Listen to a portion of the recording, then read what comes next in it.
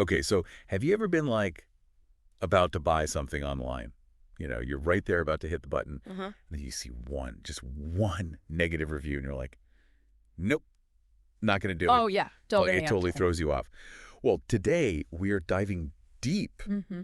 into why those star ratings, you know, those little gold stars, Yeah. and especially those thumbs down comments, Mm-hmm. why those can feel like a siren going off in our heads. Yeah, it's like that internal alarm bells, right? Exactly. It's like danger, danger. It's funny how, like, these little comments can have such a huge impact on what we decide. It's crazy. But it's not just, our gut feeling, even though that's part of it. There's Yeah. actual science behind it. It's wild. That's right. And we're looking at a research paper called The Impact of Negative Reviews on Online Search and Purchase Decisions. Okay. And what's really cool about this one is that they used real clickstream data, Wow. which is basically like, think digital footprints from people shopping on a major UK online retailer. So they're seeing what people are really doing, not just what they say they do. Exactly. They're following their clicks. Fascinating. And get this, they didn't just look at any old purchases. They focused specifically on like the tech stuff Uh-huh. and then also home and garden. Interesting. Okay. Yeah, and I thought that was so interesting because you've got like your need it now utilitarian stuff like, you know, a blender breaks, got to get a new blender. Right. Those are the essentials. Exactly. Got to have it. But then on the other hand, you've got like the treat yourself stuff, the more hedonic purchases, like that, you know, comfy armchair you've been eyeing. Oh, yeah. I'm very familiar with that category. Well, of course. Right. So I thought that was a really interesting like dichotomy, Yeah. to use a good research term. Yeah. Yeah, for sure. Okay, so we know kind of instinctively that like negative reviews just hit differently, but this study, it actually confirms that there's like a negativity bias at play. Yeah. It's like, oh, you know what it's like? It's like that one friend who always finds something to critique, even in like a rave review. Oh, 100%. We all have that friend. Yes, you're like, yeah, but. Yeah, but this one thing. Yes, he was great, but. Exactly. And they might be in the minority, but for some reason, their opinion sticks with you. It totally does. It totally does. It just does. So the research shows that negative reviews have a much stronger pull on us It's true. than positive ones. Yeah. Even, and this is key, even if the overall rating is really good. Right. It's like that one negative review is a fly in the ointment. Yes. You know, it just kind of like sours the whole thing. It really does. Even if statistically it's an outlier. Yeah, it's like they say you can please most of the people most of the time. Right. But it's that one, you know, that one negative Nancy Yeah. that's yeah. going to, you know, write a strongly worded letter to the manager. Exactly. Exactly. And this study found that this negativity bias Mm-hmm. gets amplified when you have a negative review, but a really high average rating. It's that like unexpected negativity. Yeah. You know, if something has a perfect 5-star rating and then there's one negative review, you're like, hold on a second. What's the catch? What am I missing? Yeah, you're like, is this a prank? Right. Exactly. Like, that. am I on candid camera right now? It makes you question the whole premise. Yes. Okay, so here's where things get even more interesting. Okay. This whole negative review phenomenon, it actually plays out differently, Okay. depending on whether you're buying something you need, like a new blender, or something you want, like a fancy new rug. Tell me more. Well, this is where we get into the whole idea of utilitarian versus hedonic purchases, right? Okay. And what they found was that those negative reviews, they really matter more when we're talking about the utilitarian stuff, the stuff we need.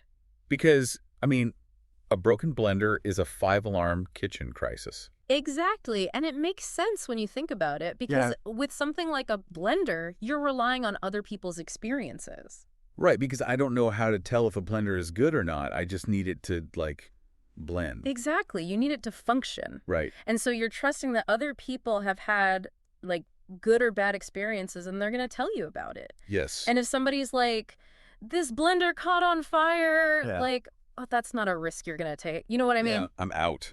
Right. Exactly. Like, back to the metaphorical shelf. But with something like a rug, right. Yeah. Like, one person's eyesore Right. is another person's bohemian masterpiece. It's so true. It's so true. You know what I mean? Yes. And I feel like online furniture shopping is like the worst for that. Oh, 100%. Because it's like you'll see something and you're like, that is the couch. That's the one. That's the one. And then you'll see it like in someone's basement and you're like, oh no, that is not the couch for me. And it's so funny how even just seeing it in a different context can totally change your perception. Totally. So, the research found that, while those visual cues, like seeing the couch in a basement, can be persuasive, ultimately it is your judgment call. Mm-hmm. It's like, thanks for the input, but I'm going to trust my gut on this one. Yes. Okay, so it sounds like with those needed purchases, those utilitarian purchases, right? Even just a single negative review can send shoppers on this frantic search for alternatives. Oh, absolutely. Like, wait a minute. Yeah. This might not be the perfect blender. There might be a better one out there. The hunt is on. It's that initial crack in the facade. Yes. Once you see it, you can't unsee it. You can't unsee it. You start to question everything. So it's that first negative one. Yes. That's doing all the heavy lifting. Exactly. It plants that seed of doubt. Okay. And then what's fascinating is that, the websites you go to, mm-hmm. they can actually, amplify or diminish this whole thing based on how they present those reviews. You know what I mean? Tell me more. Think about it, right? Do they bury the reviews? Do they highlight them? Do they let you filter? Oh, that's such a good point. Now that you mention it, some sites make it so hard to even find the reviews. Oh my gosh, yes. And others do just right there in your face. They want you to see them, for better or for worse. Oh, interesting. And this research, it suggests that where and how they present those reviews, it can subtly nudge us in a certain direction without us even realizing it. So they're engineering our shopping experience. They are. Interesting. And understanding that is incredibly powerful. Mm-hmm. It's this research is giving you a superpower. Okay. You're like Neo in the Matrix. You can see the code. I love it. Give me more superpower. Right. So next time you're online shopping and you notice those reviews are buried at the bottom of the page or they're hidden behind a tab, ask yourself why. Why? I like it. What are they trying to steer me away from? Exactly. What don't they want you to see? Yeah. Or if they're plastering those 5-star reviews everywhere. Right. Are they trying to inflate your perception of what this product is? Yeah. It's true. It's true. It's what are they hoping I won't notice? Right. Yeah. And it's not just about where they put the reviews. Okay. It's also about what kind of reviews they choose to highlight. Oh, interesting. Because this research, they actually looked at what people were saying in those negative reviews. And they found that some types of negative feedback actually carry more weight than others. Okay, so spill the tea. Which negative reviews should I be paying the most attention to? Well, if you're worried about a product, breaking, right? Those reviews that focus on functionality. Okay. Those are the ones you got to watch out for. It broke after a week. Don't waste your money. It stops working after a month. Ugh. Those are red flags. Yeah. That you definitely don't want to ignore. Yeah, because no one wants to be stuck with a dud, especially if it's something, you actually need it to work. Exactly. Like that blender. Right, like my blender. That's now a very expensive paperweight. Exactly. So yeah, those are big ones. Okay. And then also those scathing reviews about customer service. Oh, tell me about it. Oh my gosh, those are the worst. The never again reviews. Oh, the never agains, yes. Yeah. We've all been there, right? Oh, 100%. Stuck on hold for hours. Ugh. Don't even remind me. I swear I once spent an entire afternoon arguing with a chatbot. Oh, no. About a sweater I never even received. No, that's the worst. The worst. And it's so funny how, we remember those experiences. We do and they color our future choices. They really do. So pay attention to those never again reviews. Okay. Now, here's the thing, though. Okay. When it comes to, taste. Okay. Like aesthetic preferences, we're much more forgiving. Oh, interesting. Okay. So, if somebody writes a scathing review because they didn't like the color or the pattern, right, it doesn't carry the same weight. So you're saying, a snarky comment about someone's, questionable taste in throw pillows? Exactly. It's not going to, make or break a sale. It's not going to make or break a sale. Interesting. Because, the research found that we're more likely to be well, okay, their taste is just different from mine. Not for me, but... Not for me, but exactly. Yeah, but you do you. Exactly. You do you. But when it comes to the blender that sets your kitchen on fire, Right. that's where we draw the line. That's a hard no. Hard no. Yes.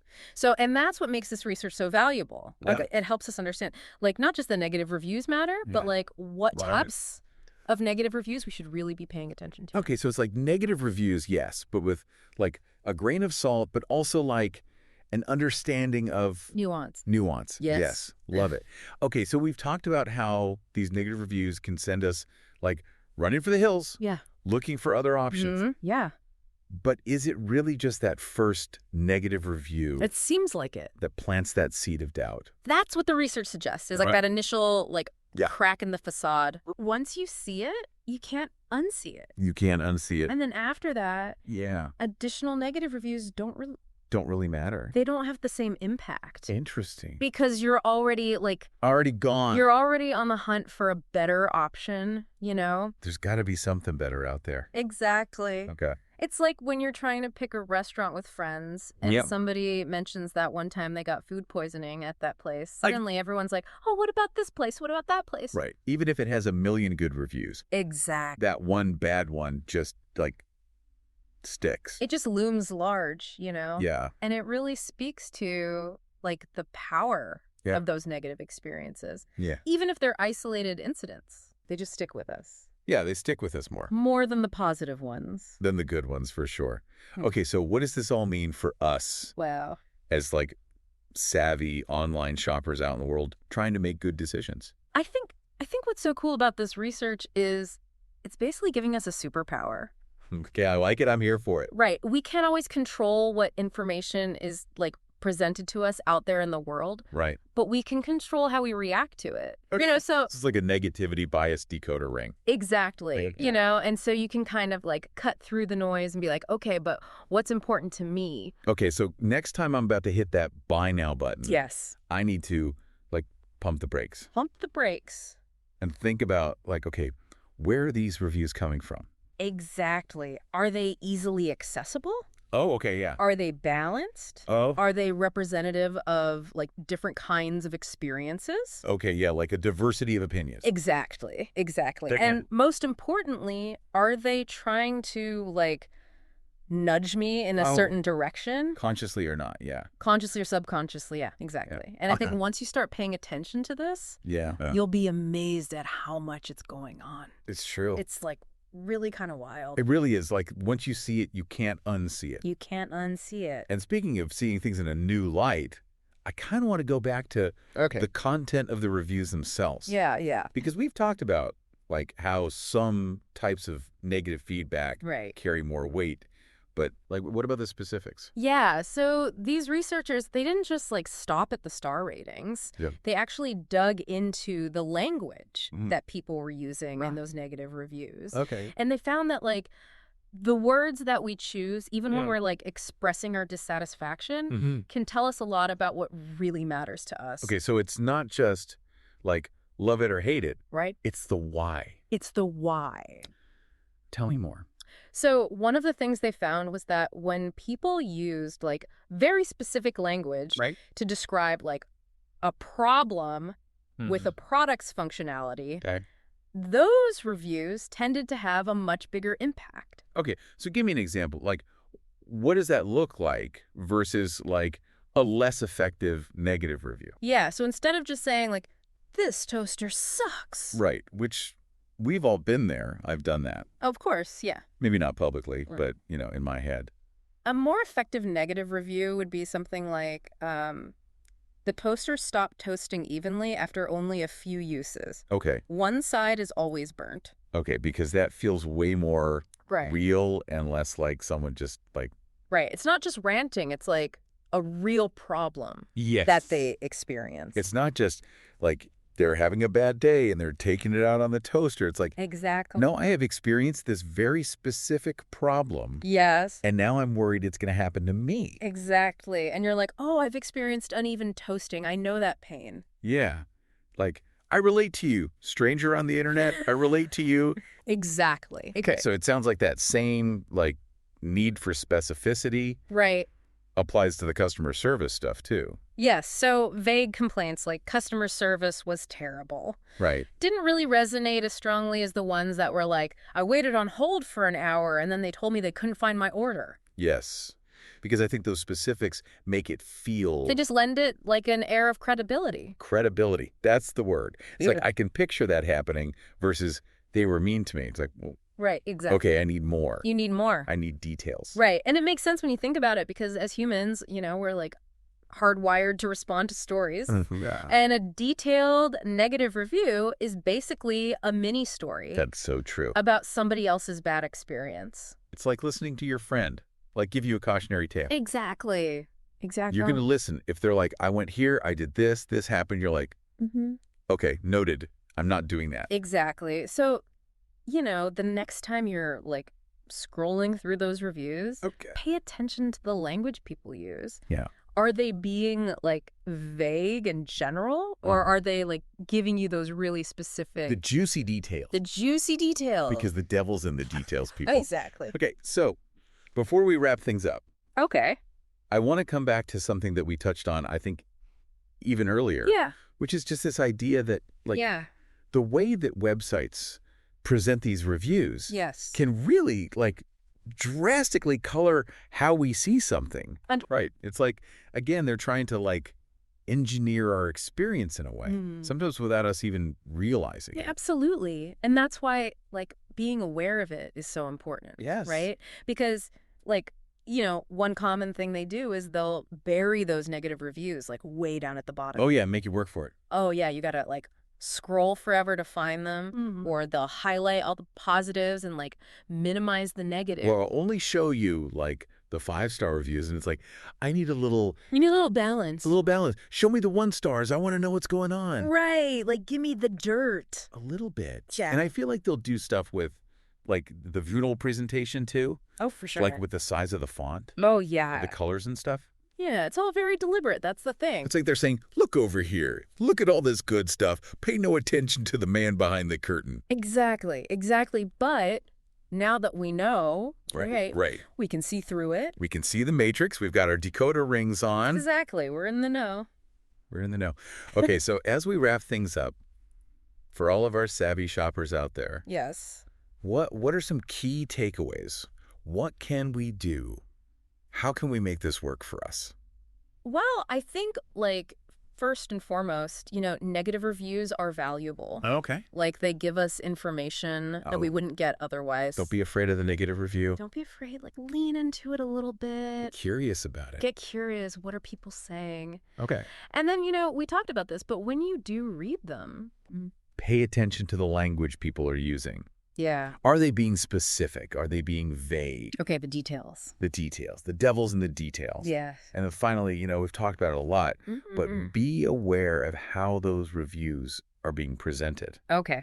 Are they trying to, like, steer you in a certain direction? Okay, yeah. Be mindful. Be mindful. Be a mindful consumer. Okay.